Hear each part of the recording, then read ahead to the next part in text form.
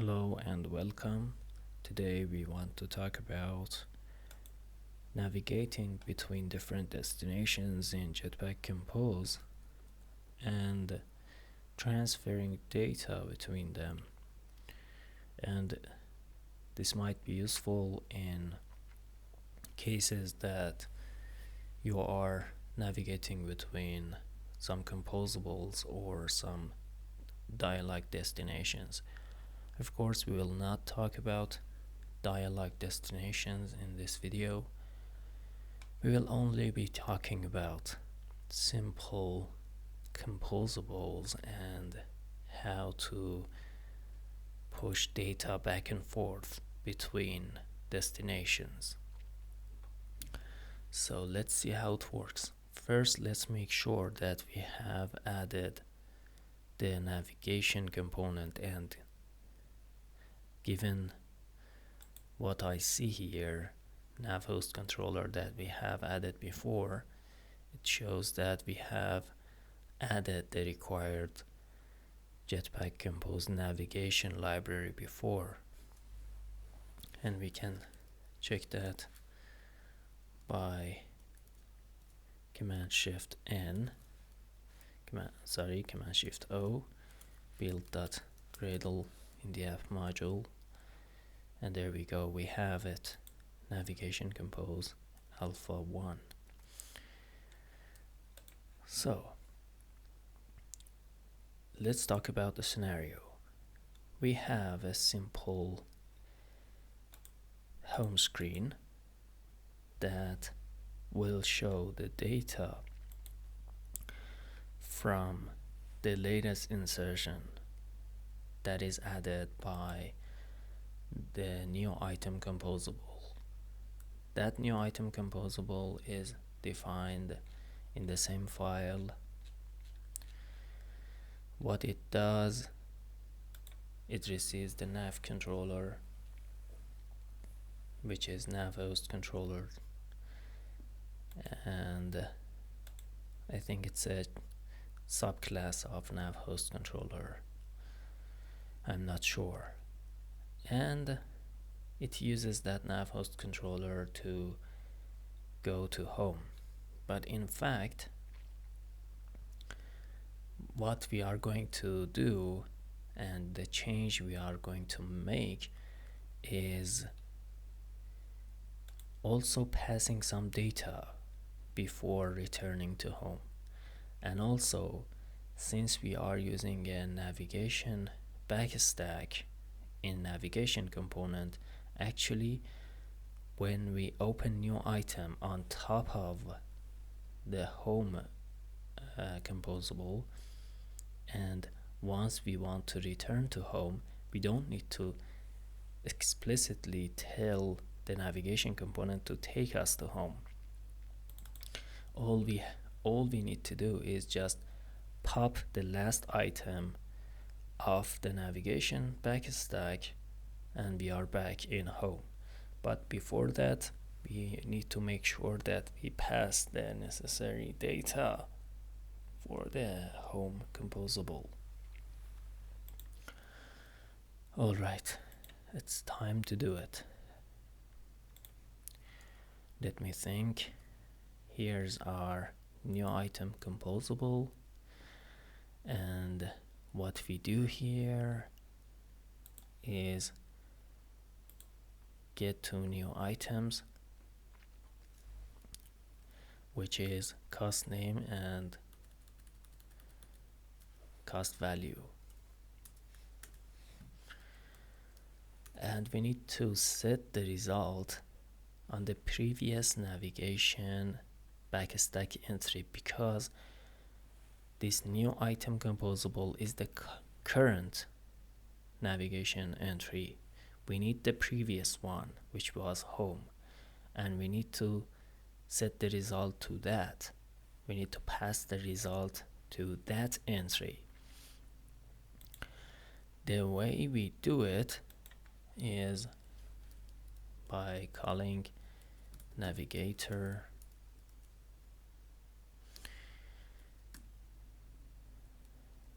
and previous backstack entry,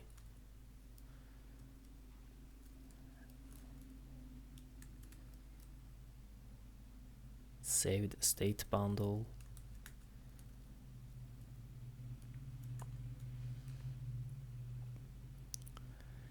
get live data.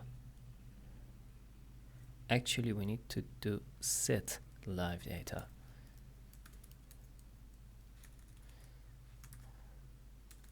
Set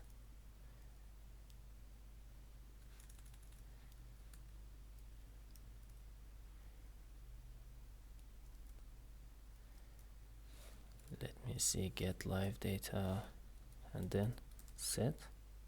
No, we know that this is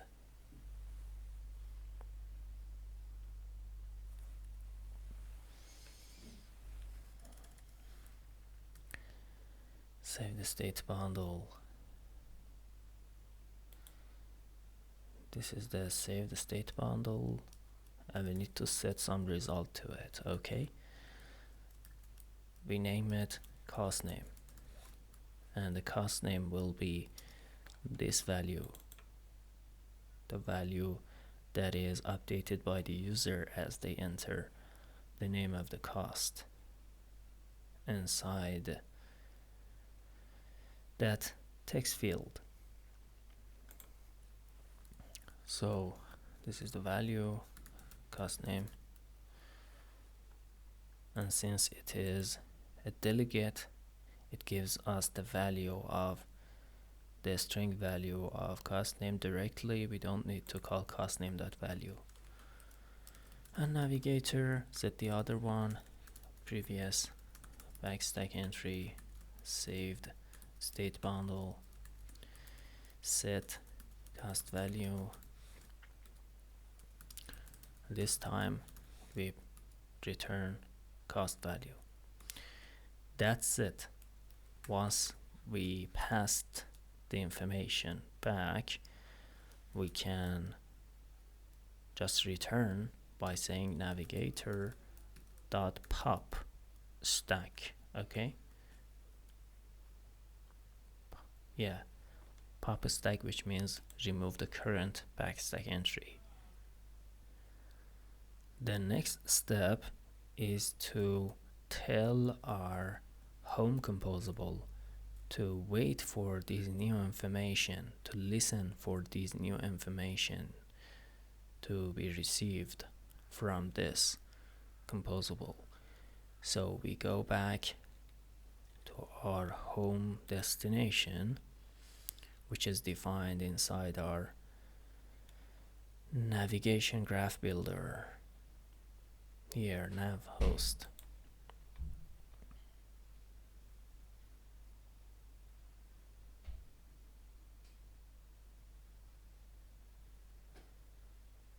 So we go back to our home destination inside our navigation host, and here we have access to nav backstack entry, and then we have the definition. We have a call to home composable, and home composable receives a navigation controller, which in turn can give us access to the current backstack entry, which is home, which we can use to set a listener for the live data that is received from other destinations.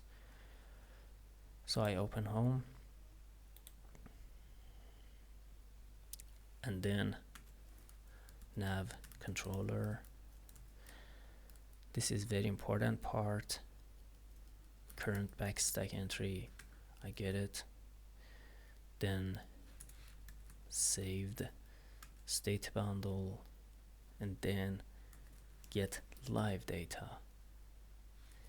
We need the get live data.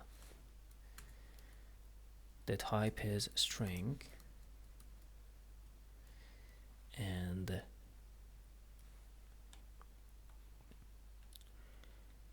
yes,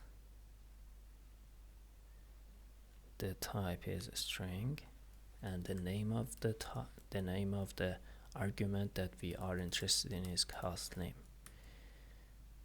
And then observe. We need to observe the value of this parameter. We want it to be updated, and we want to be notified when it is updated using this observe method. This requires a lifecycle owner, and fortunately for us, the navback stack entry is a lifecycle owner. So we can simply call nav backstack entry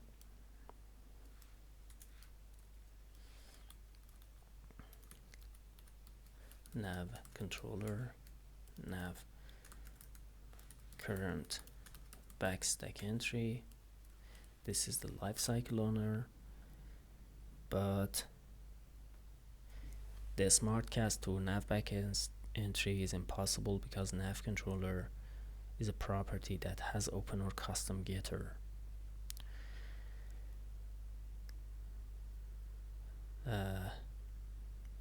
According to Android docs, the backstack entry is also a lifecycle owner, but I don't really understand what this error means here. Is a property that has open or custom getter.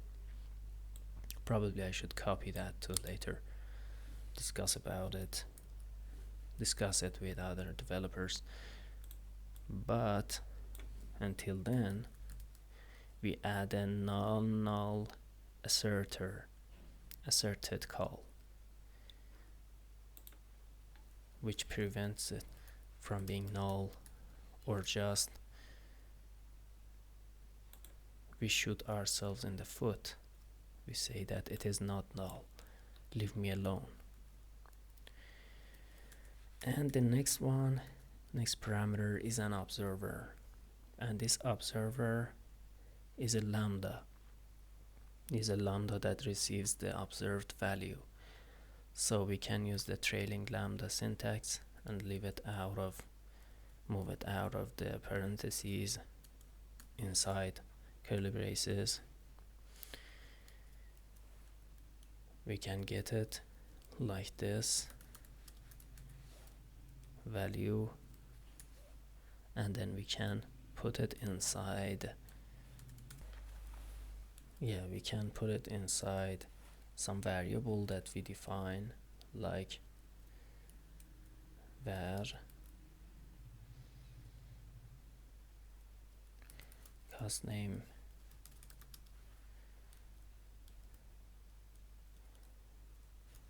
mutable state of this, and if we say by, then it will be a delegate, and var cost value by mutable state of. Alright, we set cost name equal to value here, and we also listen for cost value too. So we say nav controller again, current backstack entry, save the state bundle, get live data for this key of the type string, cost value, we are listening for cost value, and then we observe it. Our lifecycle owner is nav controller dot current backstack entry. Can we do this? No, we can't. Sometimes Kotlin is just a pain. Very complex language, very advanced one. So we receive the observed value and we pass it we pass it to cost value. Okay, now that we have these two, we can display them inside our scaffold, actually inside the body of our application. Here, for example, we say if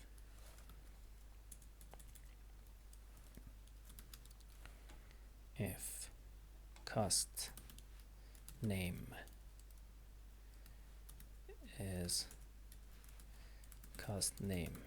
is not empty, then we compose this. We compose a text with cost name and cost value. Don't need curly braces because it's a single variable. And also we check for cost value. If cost value is not empty,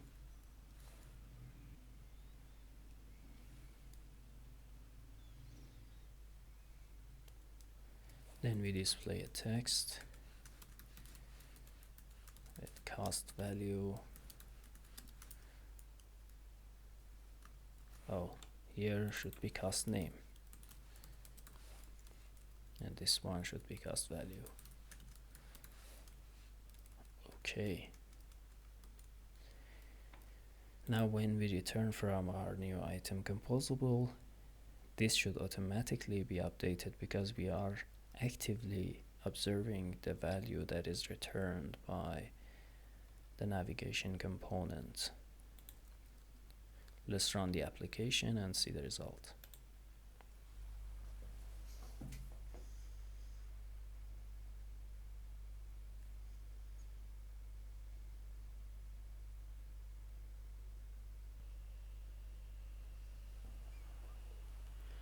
Alright, our application is running and we expect our new item composable to launch by clicking this fab, and then we enter some new information, and once we return we expect our new two pieces of information to display down here, cost name and cost value. So I open it. Cost name is like vegetables and the cost value is like $10. We return. Wow, great. This is the first time in my life that I run my code without crashing the first time or without a bug the first time. Great. Let's try another. Apples.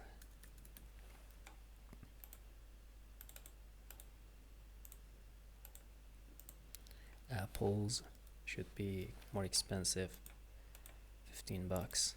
Great, I love this.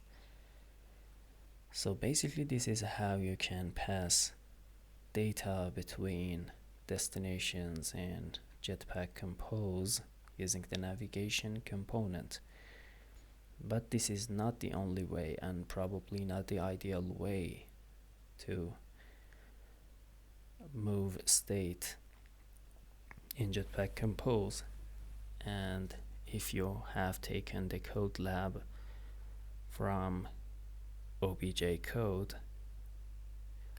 on developer.android.com, you can see that he is using a different approach to moving state, and he's using view models, and probably we will do the same in the upcoming videos. In that approach, you simply create a holistic view model for your application, and then you pass that view model down to your composables, and whenever an event occurs, that event needs to move up.